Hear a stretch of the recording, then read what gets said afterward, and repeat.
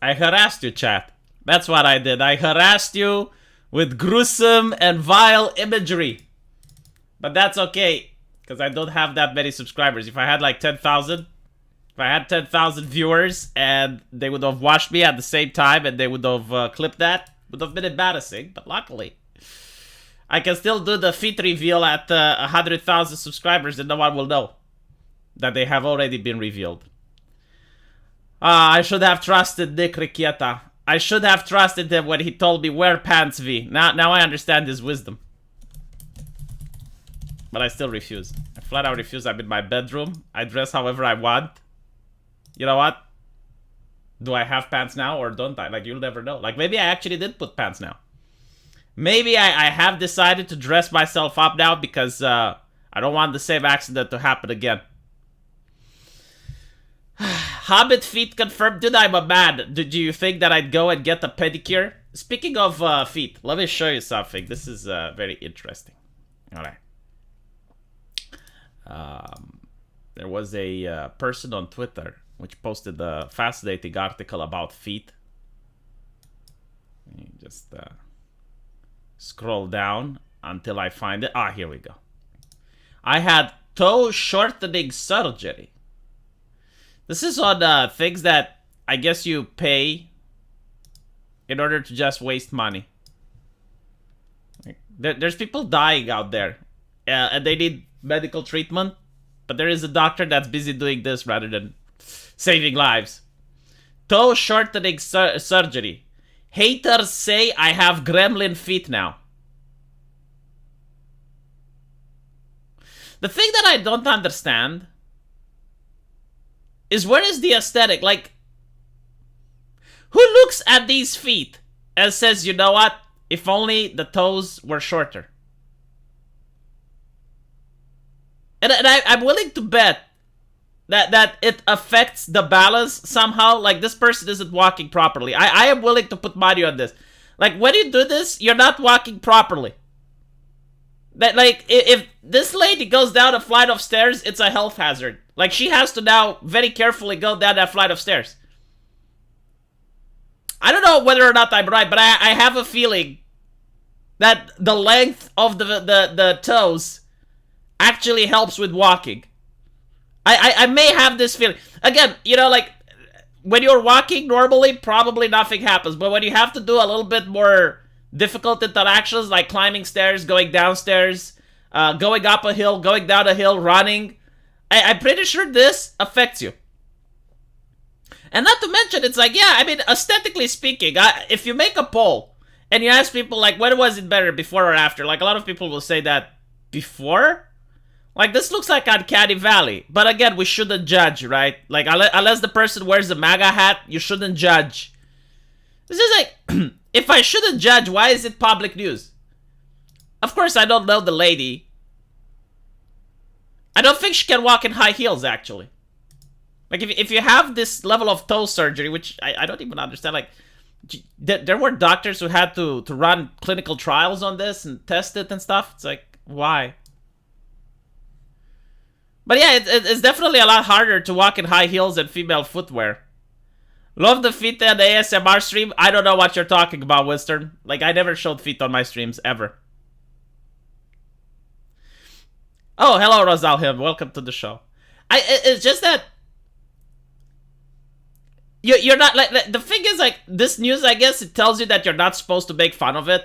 But, like, you're making public notice of your thing. You know, like this should have been a private matter. Like if you want to shorten your toes, why is it like, you want the attention, right? But you only want the positive attention. But that's not how it works. Like, if I were to do something right now, okay, let's say, for the sake of the argument, that I would be streaming without pants, okay? Which I'm not. But let's assume that I would have no pants on right now. And I would tell it to the internet, right? Hey guys, I'm streaming with no pants. There may be people who disapprove with my life choice. Like, there will be people who would criticize me for doing this. But it's expected. Why? Because I decided to share this information with them. Like, had I shut the fuck up and not spoke about it, no one would have known. But the moment you do it...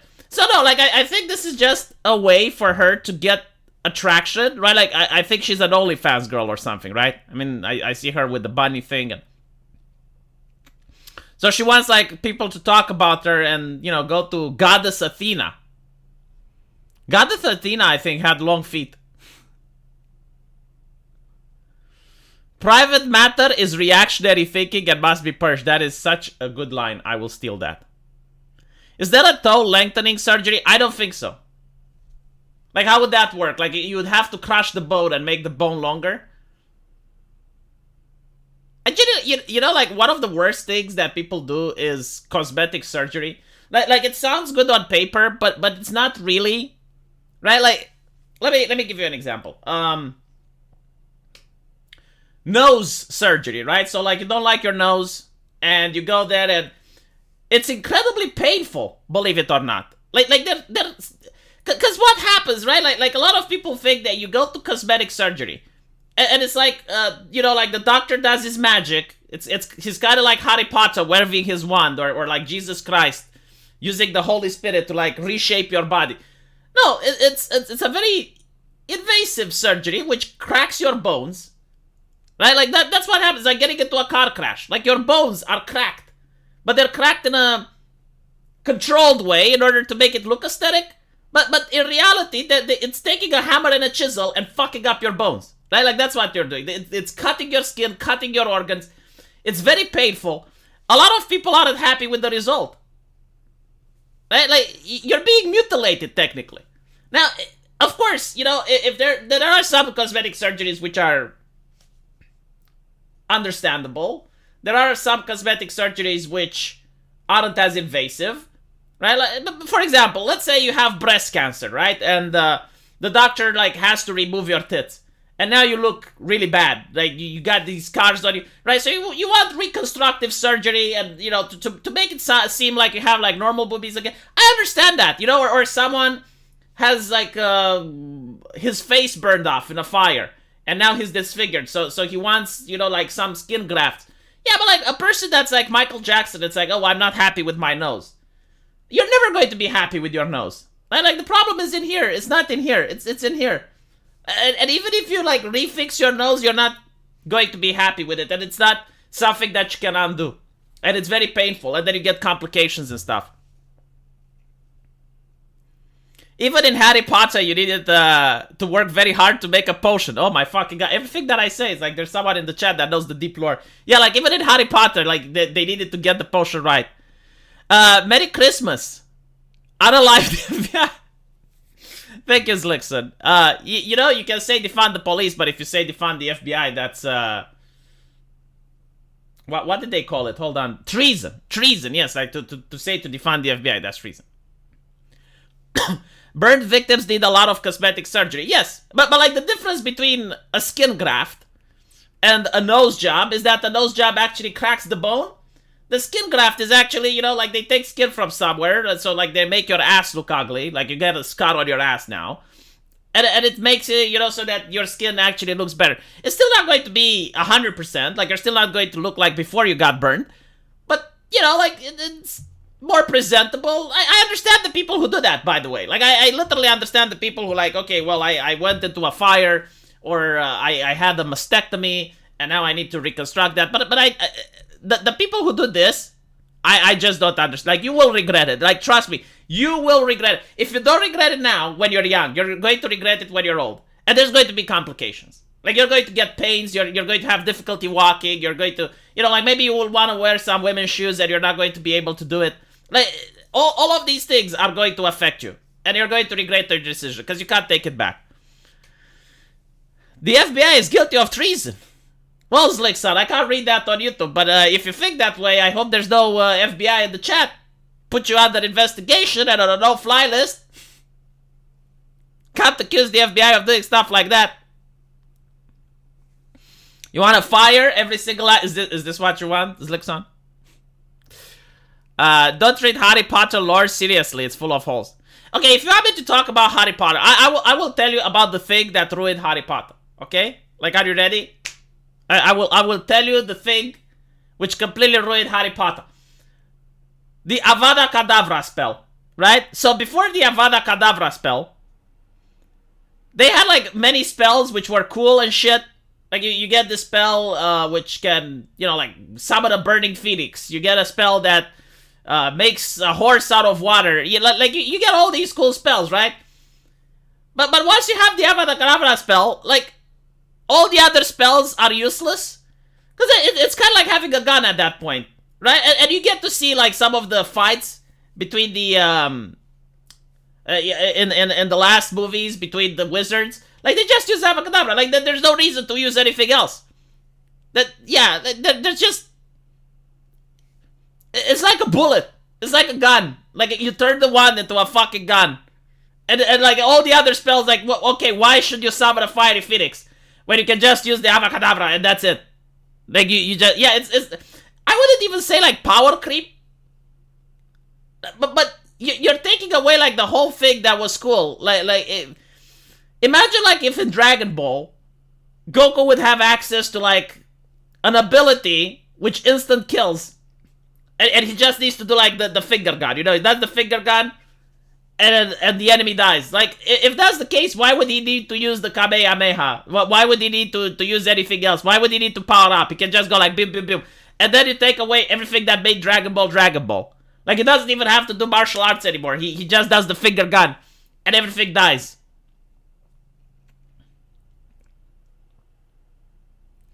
She should have made it that Avada Kedavra can only be used by powerful wizards. No, the way I would use it would be that it would be very hard to kill someone in the Harry Potter universe, right? So, if someone dies, there would be magic to bring them back to life somehow, if done under certain conditions.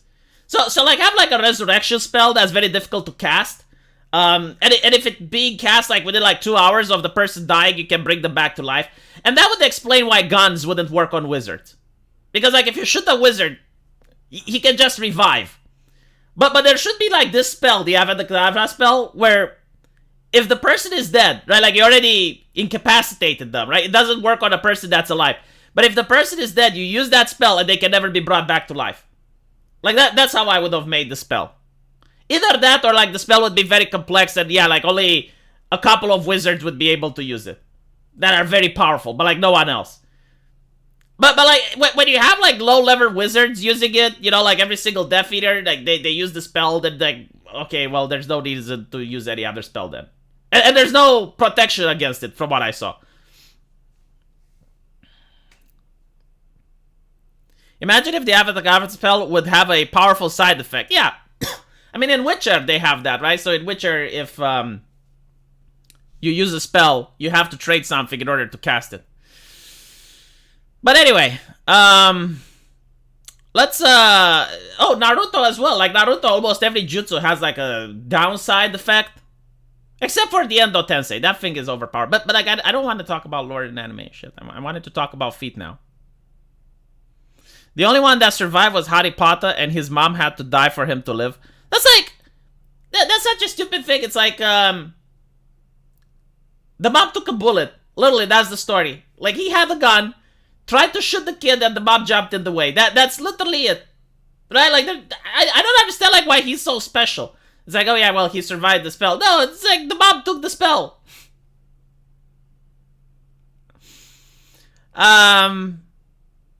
Anyway, if Avada Kedavra was a spell in the JoJo universe, they would find mages that would beat Voldemort with Wingardium Leviosa.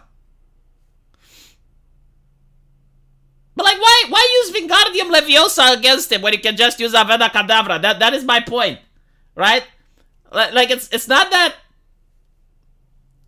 you wouldn't be able to use Wingardium Leviosa or Accio Bomb against Voldemort.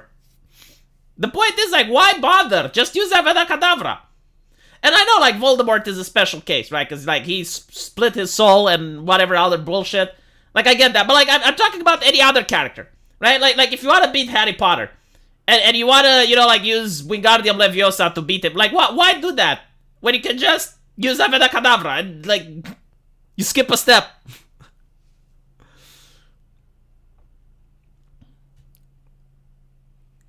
Anyway, but the bullet split and half got the shooter. Oh, I see.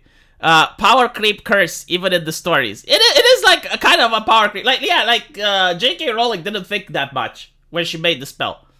Like she was, oh, let's make something cool, and then she's like, oh, you know, like I made this cool thing. Why would anyone use anything different? It doesn't make any sense. There's that other thing in I was talking with Ethan Van Sciver once, and he made Green Lantern, right? Like he created the comic and he participated in making a lot of. So anyway, right? He was telling me how they came up with an idea that there would be one ring which could use like all the other rings. Like that ring could use the red lantern power, it could use the yellow lantern power, it could use the blue lantern power. And the question came up, it's like, okay, but why wouldn't just anyone use like the green power? Because like that's superior. Like if you have the green power, there's no reason to use any of the others. Why even kill if you could use the Imperators? Oh yeah. Well, the Imperator, at least in the lore, it was made so that you could resist it, and even then, like, it wasn't sure it's even like a proper curse, because like some people would just say that they've been mind controlled so that they get away from being punished, right? So like at least that curse made some sense. It just looks like the left-right conflict in the United States. One side nerfs themselves and refuses to use the Avada Kedavra. The other one gives zero fucks. That is such an apt way to put it. That is such a fucking good way to put it. Like, the whole thing that I understand with principles is that you can't have principles unless the other side has them as well. But if the other side doesn't, like for example, imagine if the Russians would come up with the argument, oh, Ukrainians want peace, well, why are they shooting at us? Yeah, it doesn't make any fucking sense. They're shooting at you because you're invading them, dumbass. Right? Like, I don't understand. It's like, oh, well, if you're for free speech, why are you trying to get me cancelled? I tried to get you cancelled because you're a motherfucking censor. And you censored so many people on the internet. You're a danger to society. Like, you need to be cancelled so you stop censoring other people. Right? Like, that's why. There's no, like, oh my god, my principles, you're being a hypocrite. No! Like, if the Russians are going into Ukraine and they're getting shot, it's not that the Ukrainians don't want peace. It's like the Russians are invading.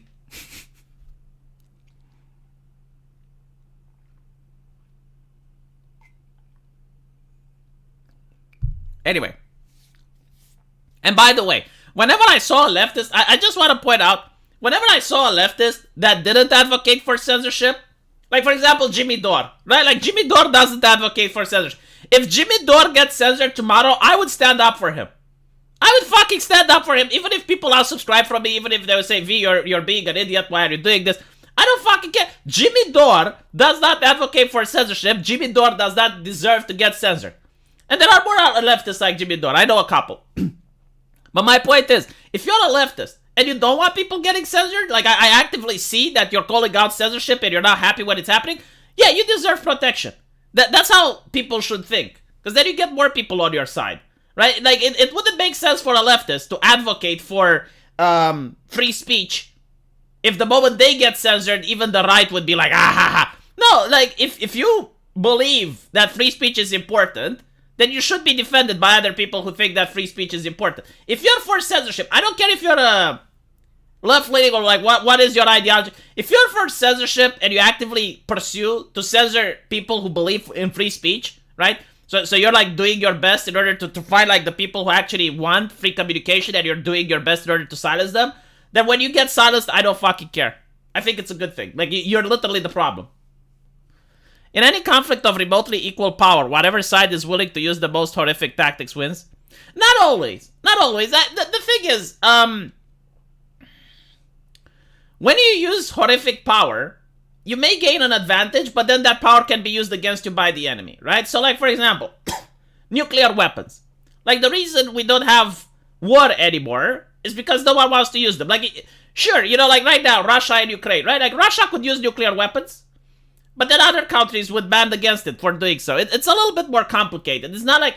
And there's also another interesting thing. Like, this happens in war a lot, right?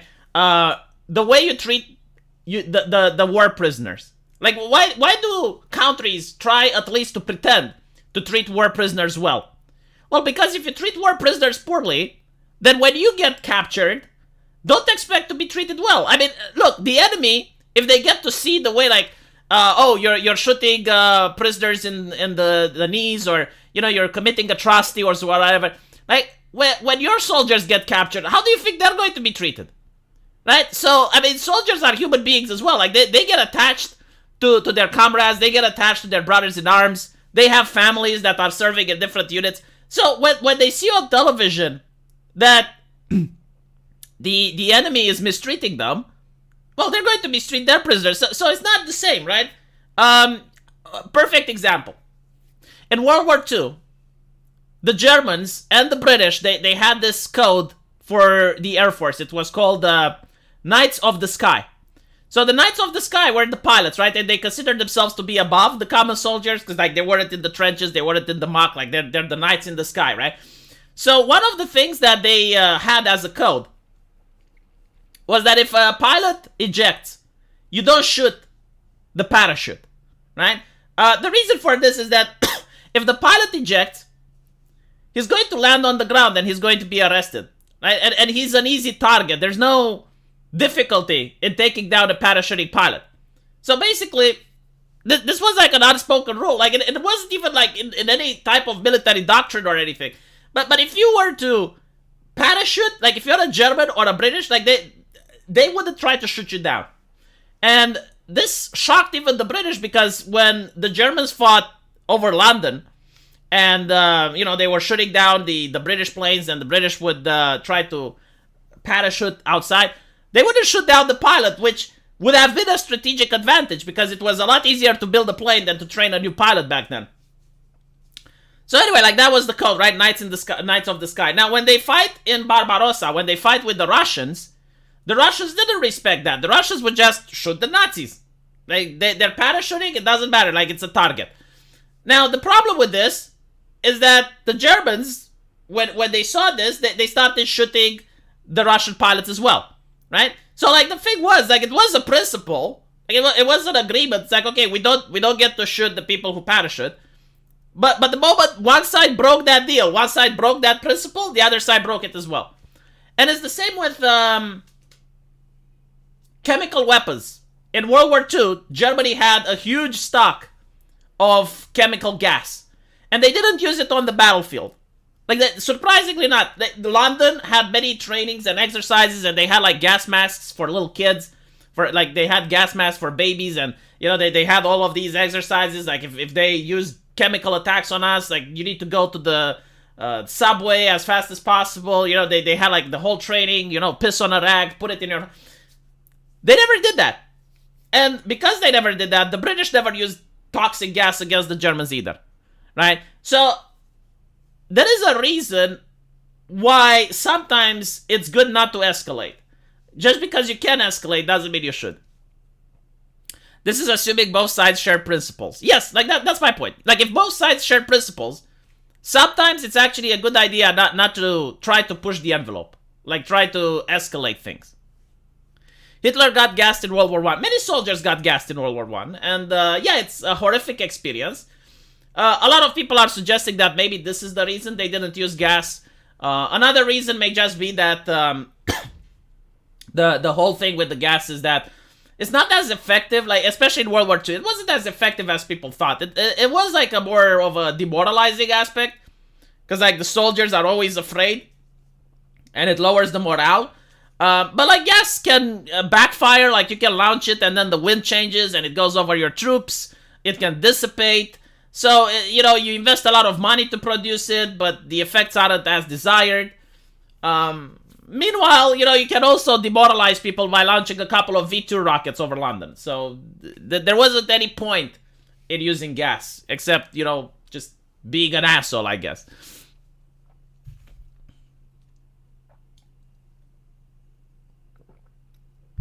I don't have an insomnia. It's 11:30 here. But anyway, right. Flamethrowers were effective. Yeah, like, the thing with the flamethrowers, like, they didn't get rid of them because at the time, it was one of the only ways you could clear out bunkers and trenches. So, like the thing with, like, there were other weapons that could do what the toxic gas was doing, like spreading panic, right? demoralizing the enemy. Like, you could use other weapons to do that. But you couldn't replace the flamethrower. It was really good at what it was supposed to do. Anyway,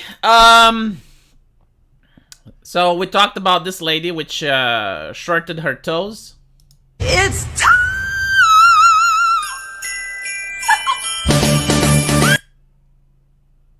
What the fuck did I just watch? Hold on. Can I replay this? How the fuck do I replay this? It just takes me. Oh, it takes me to TikTok. I don't want to go to TikTok. Oh, okay, I figured it out. Hold on. I don't know how to use the Chinese spyware, so.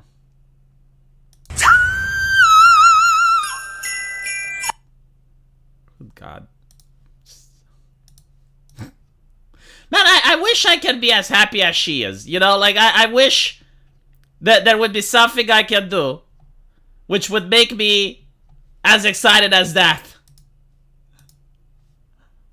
Do you think she's literally excited or she's fake excited? Like, that's another thing. That's another question. Yeah, they are real, apparently. I don't get it. Are people capable? Are people capable of being that excited? Like, there is absolutely nothing now that can make me that... Like, when I was a kid, sure. But I think, like, after you're 30 years old, like, you don't have the required hormones in order to become that excited. Whenever I see someone that excited, it screams fake to me. It's like, that is fake excitement. Like, you're just pretending. Anyway. Right, let's go to the... subject of the day. We're going to talk about Taylor Lorenz, Washington Compost journalist, suspended from Twitter. I would like to remind everyone that Andrew Anglin, which is one of the most notorious, infamous white nationalists on the internet, he is on Twitter. Like, he's unsuspended to this day, but Taylor Lorenz is banned. H3H3 is banned, but Andrew Anglin is not. I'm pretty sure there's other interesting names of people that you would expect them to be banned from the platform, but no, they're there. However, H3H3, Taylor Lorenz, and some other journalists, they are banned. Why? Because they were naughty. Right. So the thing with, like, Taylor Lorenz, why is she so special, right? Like, why do people know of her? I mean, she's just a journalist working at a publication, right? Like, you don't know the names of the journalists working at the New York Times. You don't know the names of the journalists working at CNN. I mean, you know, maybe the anchors and whatnot. But, like, the ones that just write articles, you probably don't know who they are.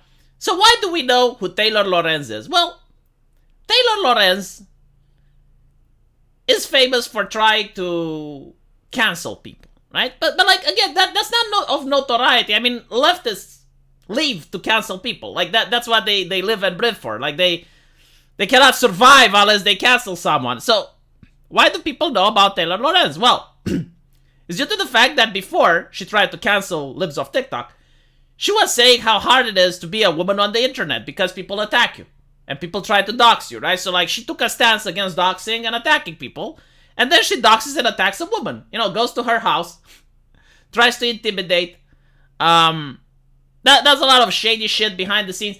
So that's why people know. Like, she made international news. You can Google her name and you can see it. Right? So that's the reason. Now, who is Libs of TikTok? Well, Libs of TikTok is apparently a woman which amplifies the voices of marginalized people. I think that accurately describes what she's doing. Like, she doesn't do any editorializing. She goes on TikTok, finds someone crazy that's a school teacher, or, you know, like someone of renown, or someone that's just batshit insane, and puts it on her Twitter. With no editorial, no nothing. You know, like, this person is saying that, oh, well, I like to groom children, haha. And, you know, like, they do that. Like, they put themselves out there. Like, they make that video, they put it on TikTok, and then Libs of TikTok takes that video and puts it on her Twitter. Right? Like, that's literally the whole account. Like, she's amplifying the voices of marginalized people. But, of course, it's not nice. Sunlight is the best disinfectant, and some people don't want to be disinfected. So, there is controversy about her, right? So, Taylor Lorenz tried to shut her down. Wasn't effective. Elon Musk apparently retweeted Libs of TikTok a couple of times, much to the horror and dismay of people like Taylor.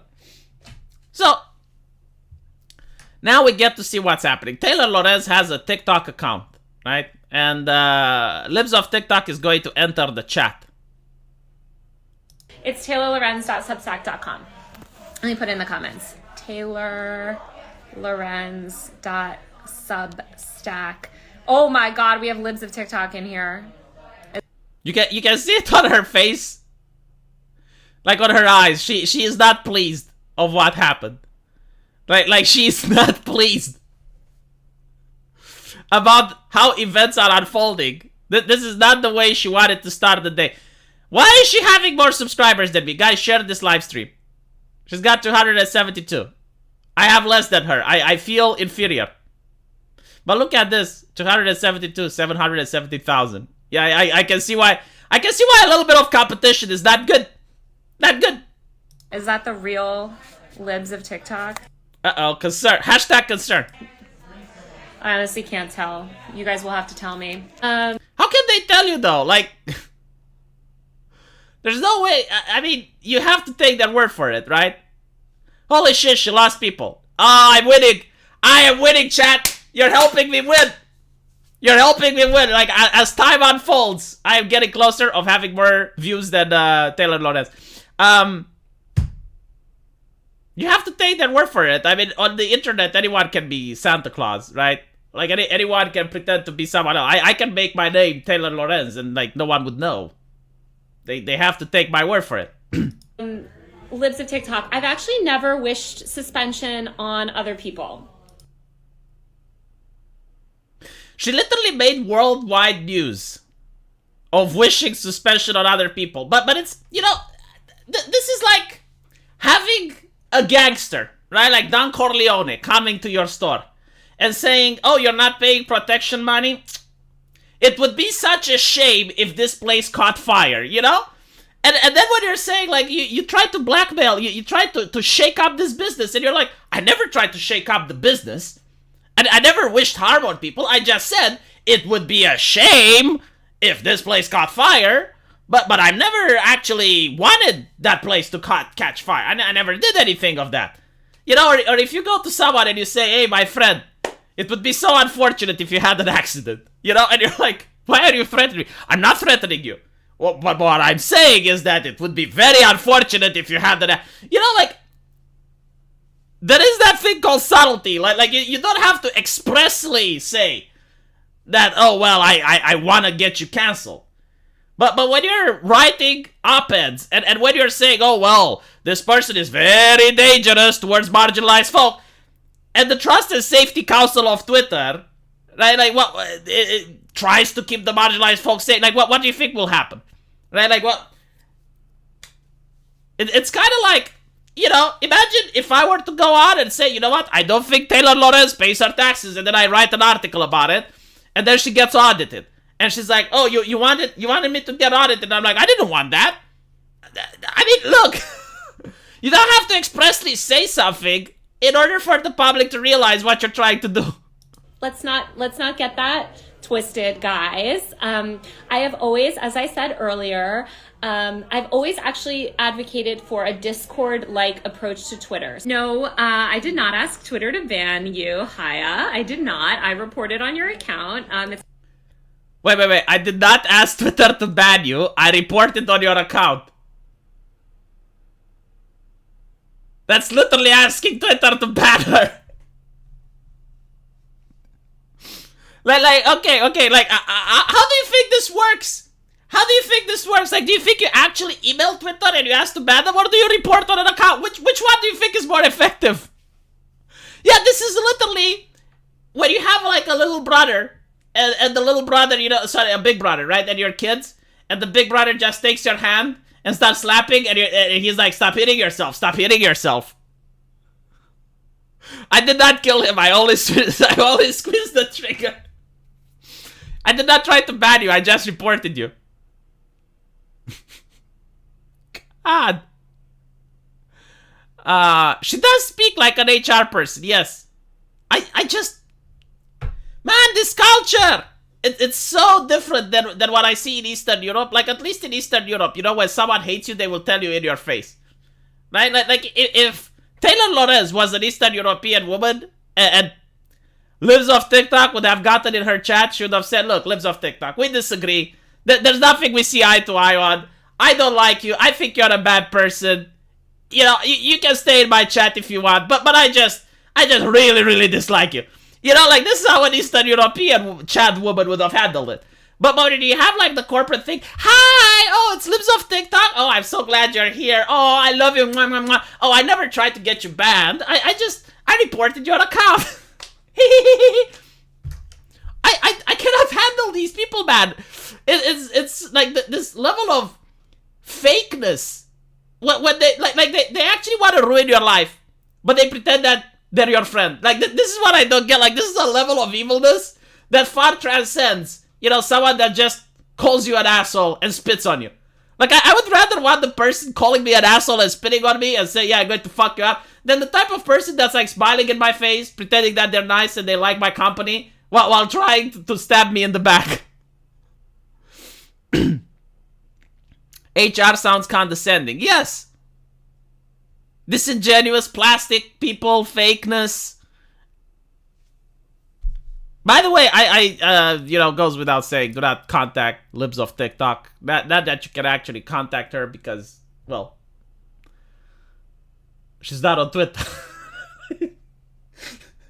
Andrew Anglin is on Twitter.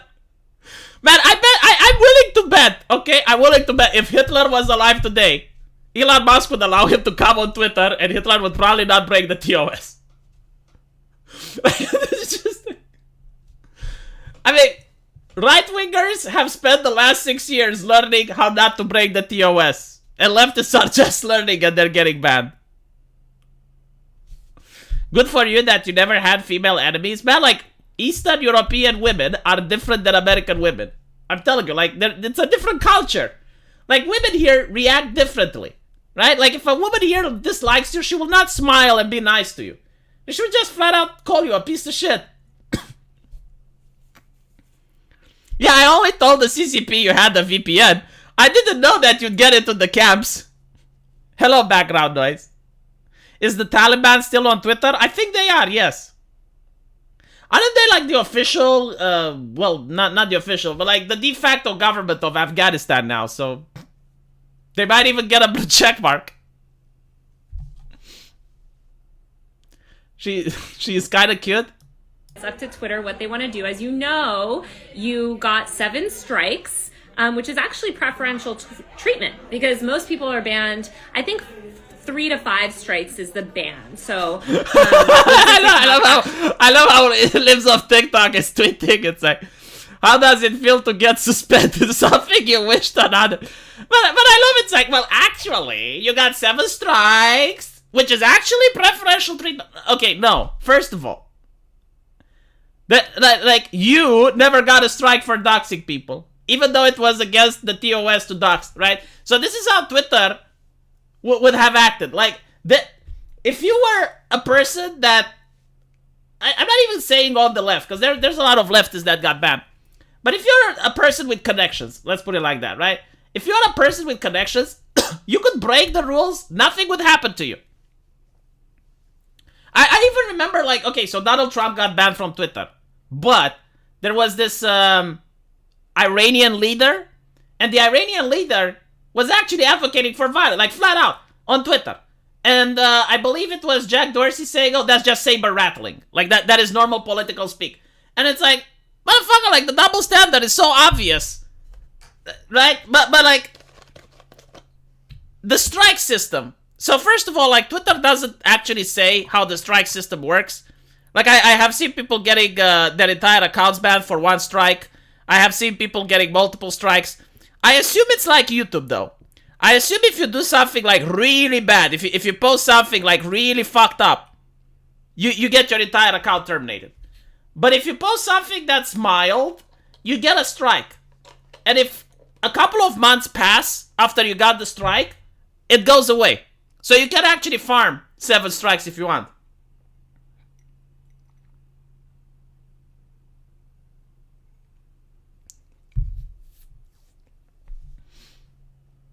actually enjoyed special treatment from Twitter, which is something that we found out from the Twitter files, which I thought was very interesting.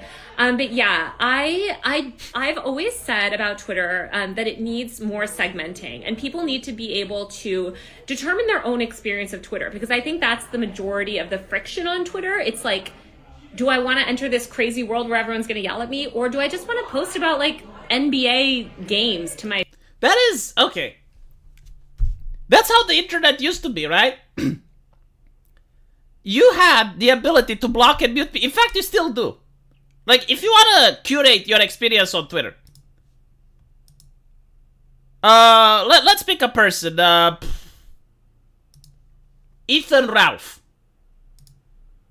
Or atheism is unstoppable, okay? Like, both of these people have something similar. Controversial individuals. Have people screaming at them. They block the people screaming at them. And over time, over a couple of days, like their experience on Twitter is only positive. Like, only positive messages. You go to Ethan Ralph's timeline, or you go to Atheism is Unstoppable timeline, you're going to see that they only get positive shit. Because you can literally do that. You can curate your experience on Twitter by blocking and muting people, right?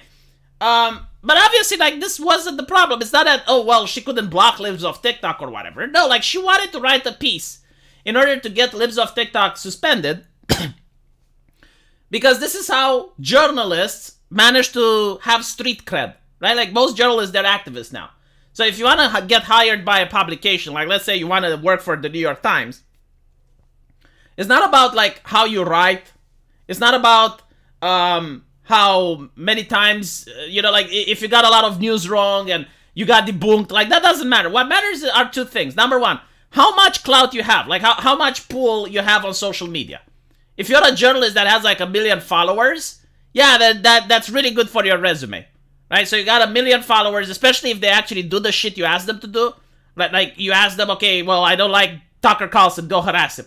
If you do that and they actually engage, then that counts for your resume. Like, that's a good journalist. And finally is the ability to take down targets, right? So like, if you take down Steven Crowder, or you manage to deplatform Tucker Carlson, or you manage to take down Libs of TikTok, like, all of these things are important for a journalist. It's literally the resume. It's what makes a good journalist good in 2022, right? So that's why she did it. I don't think she cares about Libs of TikTok. I don't think she cares about, like, protecting marginalized folk or whatever the fuck.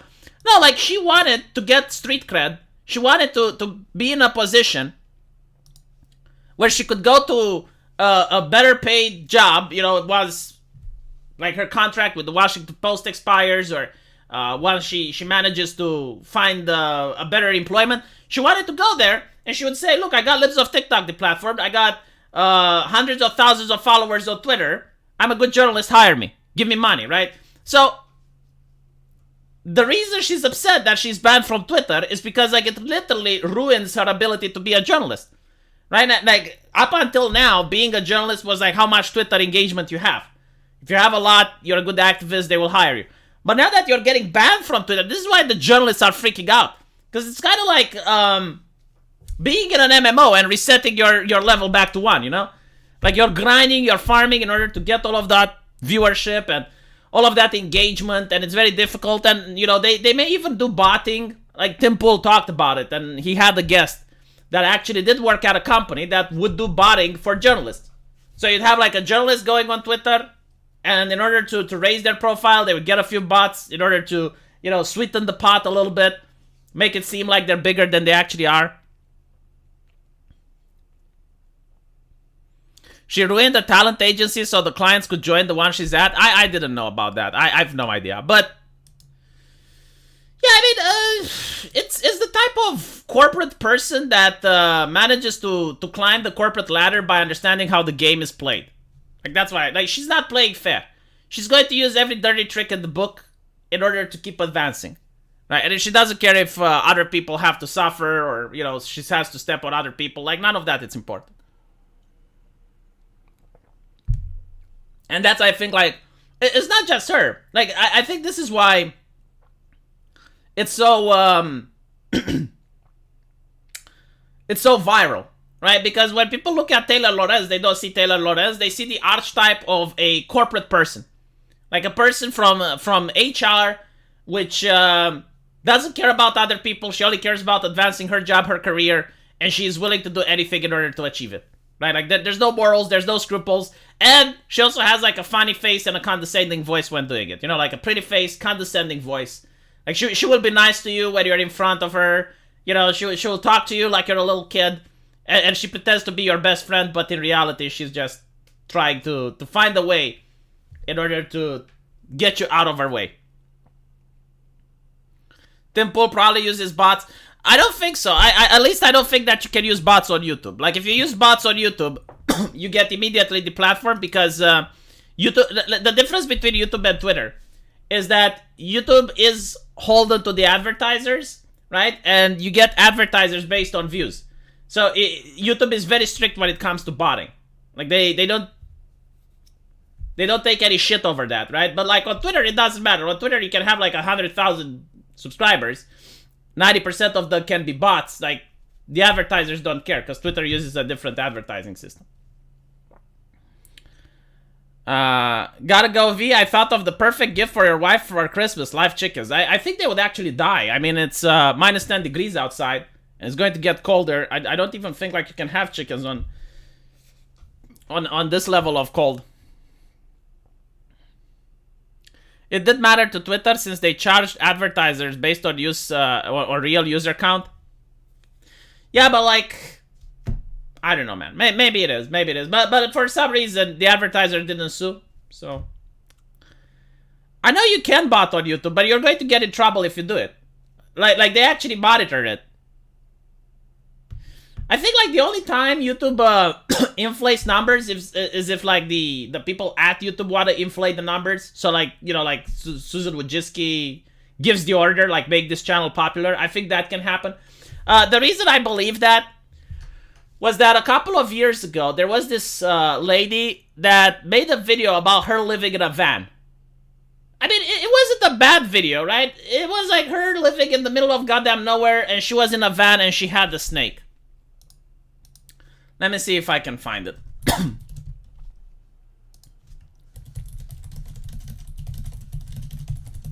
But it was like the type of, it was the type of video that corporate YouTube loves, right? Okay, I found it. So it was literally the type of video that corporate YouTube loves, right? Like, it fits the corporate diversity thing. It's not offensive. It's, you know, like literally exactly what YouTube wants. Like if you go to YouTube creators on Twitter, this is what they want. Like this is the perfect YouTuber, right? Now, the reason it's interesting is that no one knew who this lady is. Like all of a sudden she makes a channel. She gets 11 million views. I mean, this is fucking insane, right? 11 million views on her first video. Like, who does that? Like she was... The only way I could see this happening is if you have, like, already a famous person. Like, let's say Arnold Schwarzenegger would start a YouTube channel. And he gets, like, 11 million views. Or a politician. Or, you know, like, someone from Twitch that's very famous does, like, a first YouTube video. But, like, no one knew who this lady is. Getting 11 million views on the first video, impossible, right? Now, the second one gets 18. Now... apparently PewDiePie gave her a shout out or something, but like PewDiePie gave shout outs to many people. And never did they get like this amount. Now after this it's understandable because she became controversial. Like, again, like no one had a problem with the content that she was doing or with her personality or anything like that. People were just like, how the fuck is she doing it? Like, why is she having so many views? Like that was the question. That's why people found it controversial. But as you can see, right, like as the controversy goes away, you know, now she's got 180,000 views. 100, like this is normal now. Like this is what I would expect, right? Like this viewership number is definitely something that I find normal. But like this was abnormal, and what a lot of people think happened is that she had connections with YouTube, and YouTube just artificially inflated the numbers. Because there's just no fucking other way. I cannot explain it. Like, if someone... Look, I'm an open-minded person. If someone comes up to me and gives me an explanation how the fuck that happened, I would be willing to consider it. I'll be, you know what? I was wrong. I was dead wrong. Like, that is, like, just a very talented lady. She managed to get 18 million videos, 18 million views on her second video. I know she's an actress, but she's not a famous actress, man. Like, she's not... I don't know. I don't even know the names of actresses anymore. Holy shit. She's not that chick from Hunger Games, right? Like, she's not Scarlett Johansson. Like, she's not someone famous to the point where it's like, oh yeah, well... And even, like, I'm willing to bet if Scarlett Johansson makes a YouTube account, she will not get 18 million videos on her first video. Like, she will not get 80 million views on her first video. If Scarlett Johansson comes out and makes an account, she will not get that many views. I mean, look. Yeah, like, a lot of people were saying that, okay, so there's two possibilities. Number one, like, the views are inflated by YouTube. But a lot of people were saying that the algorithm was inflating her, that people found themselves subscribed to her even though they never subscribed. So I do believe that. But I want to show you something else. So,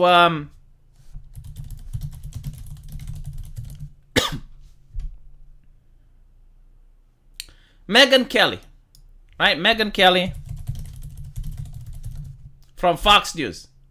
Megyn Kelly from Fox News, everyone, right? Like, she is very famous. And she made her own YouTube channel. The first thing she did was an interview exposing how people knew about Epstein and they chose to remain silent, and how the media was punishing anyone that was talking about it. I guess it's at the bottom of the channel now because she started uploading a lot of shit here. But my point is, like, she didn't get even 100,000 views on her first video.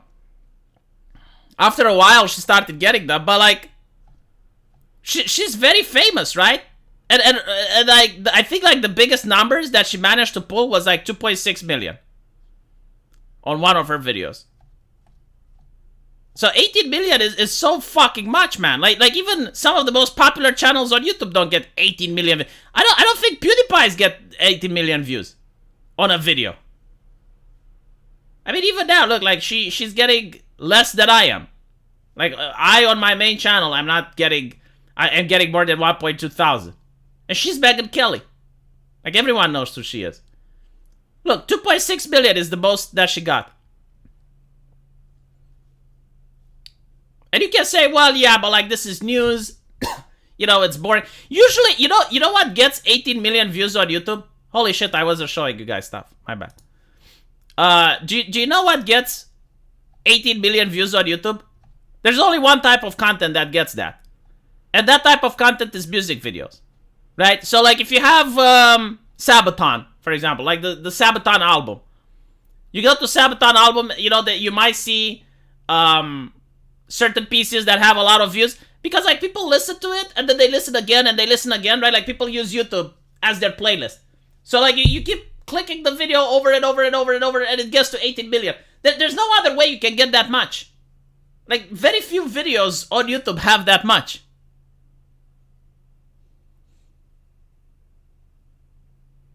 PewDiePie is falling out. Yeah, well, like, PewDiePie, from what I understand, he retired. Like, he's not uploading anymore. So, in a way, it makes sense for PewDiePie not to make that many views. But even, like, at his prime, even at his peak, he wasn't making 18 million views. I think it's, hold on, Epic Rap Battles might get it. So, Epic Rap Battles of History. I mean, they used to be very popular at the peak of YouTube. This video is... They got 14.8 million subscribers. Yeah.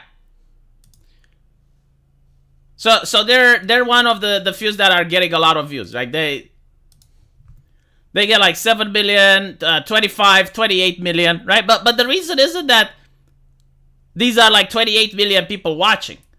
It can be like the same person watching the same rap battle 5 or 6 times, right? So that music videos are the ones that are getting the views. Another type of video, tutorial videos.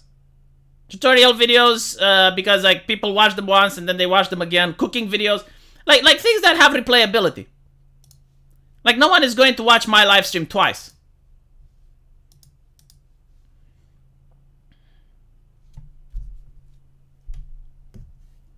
The Rasputin rap battle was great. Yeah.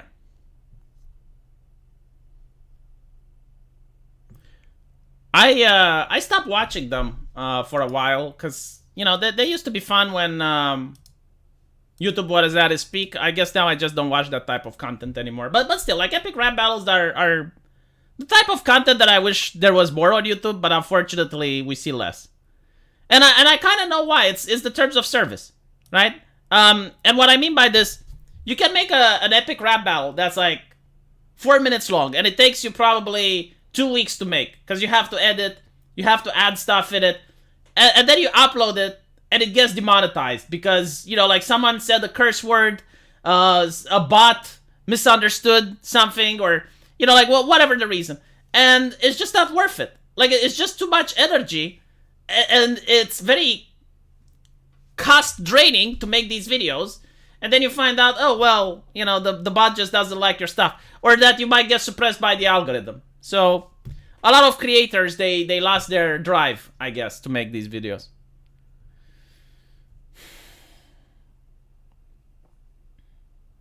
I like to watch bullies getting knocked out. There is just so much content that was very popular and it was removed. One of the most popular content, believe it or not, back in 2016 was ghetto fights. So there were like people in the ghetto, and they would just film like a group of individuals just beating each other up for like usually trivial reasons, right? Sometimes women and children, and like there were. I remember a video where a woman used her own child to beat someone up. Like she literally beat someone with her kid. Like she had her kid in her arms, and she was swinging that child like it was a mace. And like that shit, that was funny. That like people wanted to watch that. But apparently it's harmful or dangerous content or some shit. Like, I don't even know, like, do they genuinely think that, like, there is a mother out there watching, and she sees that move, like the kid jutsu, and she's like, you know what? I should practice kid taijutsu as well. Like, maybe I should do that with my child. Like, that's the thing that I don't understand. Like the idea of safety. Like, you see something that's so monumentally stupid that everyone is laughing at it. Right? Like, that video with the woman using a child to beat another person. That wasn't something that's like admirable or something that you try to get other people to replicate. That's like, look at how dumb this person is. Look at how stupid this person is. You should appreciate you don't have a mother like that. That was the whole idea, right? Like, no one is going to look at that and say, oh, wow, like, I could do that with my child. I can use my child as a weapon. I didn't know that. Wow, what a sage advice. Thank you, YouTube. I can now do kid taijutsu. Like, obviously not, right? But for some fucking reason, like, some lady at HR looked at that and said, yeah, like, this is too harmful to show to people. And again, we're talking about grown-ass adults, right? Like, grown-ass adults, oh, well, if grown-ass adults see this, they're like monkeys. They might copy what they see. Monkey see, monkey do, as the saying goes. Oh, God. If the kid that is being swung around has braces, does that add bleeding damage? No, because she was swinging with the feet. Like, she was holding the child from waist up, and she was just swinging the feet at the other person. Like, she was creating space.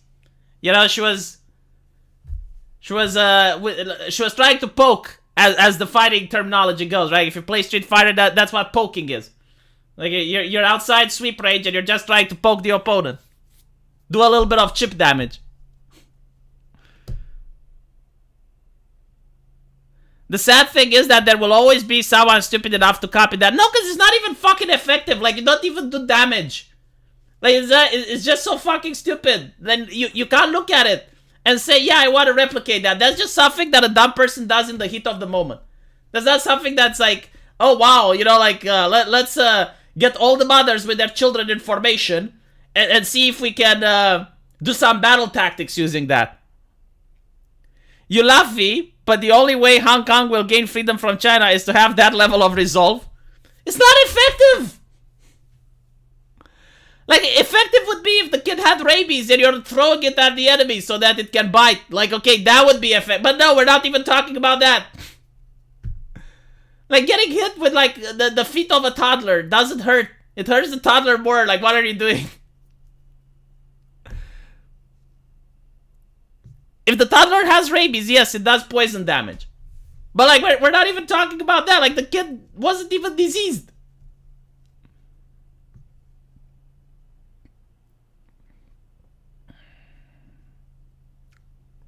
You know, you can actually, like, if the kid was to have a knife and you swing the kid at the legs and the kid is holding the knife forward, then you get radius. Like, you get more range. Like, you have, like, an improvised spear or something. Like, I would get, but, like, we're not even talking about that. Can you take child as weapon proficiency? I don't know, man. But it's... Like those types of videos were very popular on the platform. Like, people liked watching those. And for some reason, it had to be taken away from us. That level of resolve to be willing... But, like, she wasn't willing to kill her own kids. Like, that's the thing, right? Like, the kid wasn't in mortal danger.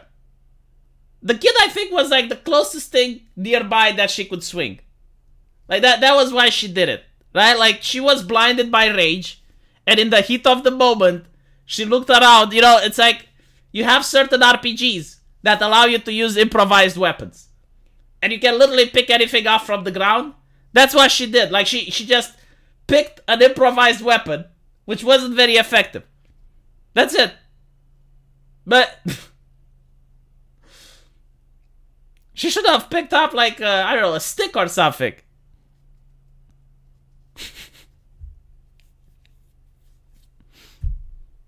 That would actually, you know, make for a great lawsuit. It's like, if you actually, you know, like, let's say you pick up a teenager and you throw it at someone and that person gets injured. I don't think this actually happened in the history of mankind, but let's assume, right? So you pick someone up that's smaller than you, like you pick a small woman or something, and you throw it at a person and you actually injure them, right? Who's to blame? Because, like, technically, I mean, you're responsible, right? But, like, technically the other person injured the other, right? Because you're not picking up an object. Like, objects can't be sued. Like, okay, if someone picks up Elon Musk and throws Elon Musk at me, right? Now, if I get injured, let's say I break my arm because Elon Musk falls over me. Can I sue Elon Musk? Because I would like to sue Elon Musk. Even if he didn't do it, like, he has money, like, he can pay. So, can I sue Elon Musk? Because it's not like it's not like a rock was thrown onto me, right? Like, I can't sue The Rock. Because The Rock has, well, not the actor, but, like, if someone picks up a rock and throws it at me, I can't sue The Rock because The Rock is an object, right? But Elon Musk, de facto, in that situation, hypothetically, like, Elon Musk would have de facto broke my arm. I know he was thrown by another person, but, like, the person who broke my arm would be Elon Musk. Like, legally speaking, if you apply the letter of the law, you can argue this in a case. Like, you can actually make the argument. Like, it doesn't matter whether or not Elon Musk wanted to hurt me. The reality is that he did. But think about it, right? Like, if someone picks up another person and throws them at you, like, legally speaking, you are being injured by the person being thrown at you. Actually, no, like, if I think about it, both parties are responsible, right? One person would be responsible with intent, and another person would be responsible without intent. Like, the other person, like, for example, Elon Musk, you know, he didn't want to hit me, but he still did.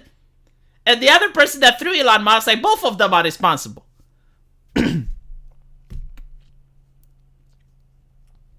Actor, The Rock is a wrestler.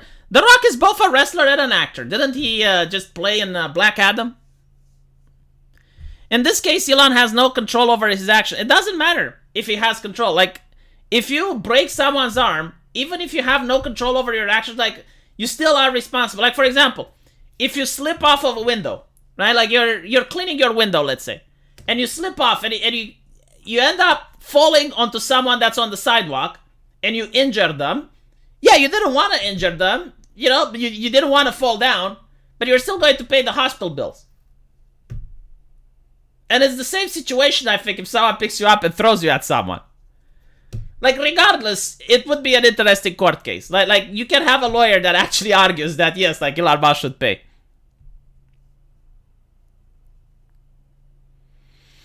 He wasn't a real wrestler. Oh, I see. He was a fake wrestler.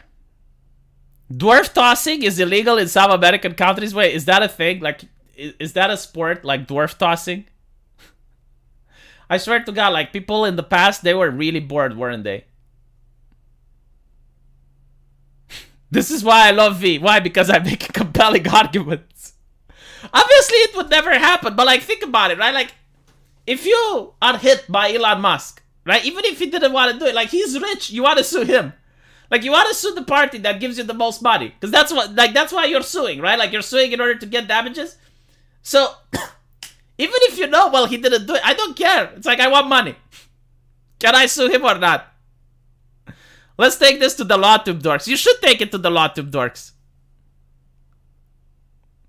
It depends. Like, I don't know how it's like in America. Like, what does the law say? But the way I would view it is literally the same, like, falling off a window, right? So, like, if you're falling off a window, you don't want to fall off. You're not planning to. But if you hit the old lady on the street as you're falling down, you're going to have to pay for her damages. In Ireland, anything you pick up is called a weapon, even small children. Yeah, sure, but like the difference is, like, if you if you throw a weapon at someone, right? The weapon cannot be sued. Like, the weapon is an inanimate object. Like, it doesn't have rights and obligations. But if it's a person, it has rights and obligations. Dwarf tossing is a big dartboard. Oh, apparently it's an actual competition. Holy shit. I didn't know. I'll look into it. Anyway, I gotta go make the videos for tonight. So, oh, hello, Political Defiant. Depends the standing, V. Was Elon part of the fight? No, like, even if he was an unknown bystander. Right? Like, let's say you're a guy in a wheelchair, right? And you accidentally go down, tumbling down the stairs, and you hit that other person. Like, obviously you don't want to go tumbling down the stairs, right? But like, you accidentally did it. When you hit that other person, you need to pay for their damages.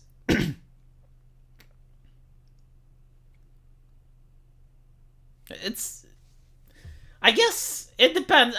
You know, like in America, it's a jury, right? So the jury would probably be understandable. But in Europe, we don't have a jury. In Europe, we just have judges, and they have to apply the law. And it depends what the law says. Like, if the law says that if you cause damages enough to require hospitalization to another person, whether you want it or not, you're still guilty. So, like, if you want to do it, like, you punch someone and you hospitalize them, then the punishment is more severe. But if you don't want to do it, like, for example, I don't know, you fall down, you tumble down the stairs, and you hit someone, like, you didn't want to hit him, you didn't want to tumble down, but you still need to pay the damages. So it's less severe, right? Like, the intent matters, but at the end of the day, it's still a crime. Because I guess, like, the law just wants the person that got hit to have his hospital's bill paid for, right? Like, they want to make sure, and I guess, like, they also want people to be more careful, right? So, like, don't do stuff that endangers you. Like, if you're in a wheelchair and you go down the stairs, like, well, make sure you have another person helping you, you know? Dwarf tossing is dwarf, strong man, and then add that Japanese game show. Oh. The visuals, I know. Anyway, right. Thank you for watching. I need to go make my other videos. I appreciate the donations. And hopefully I'll see you guys tomorrow.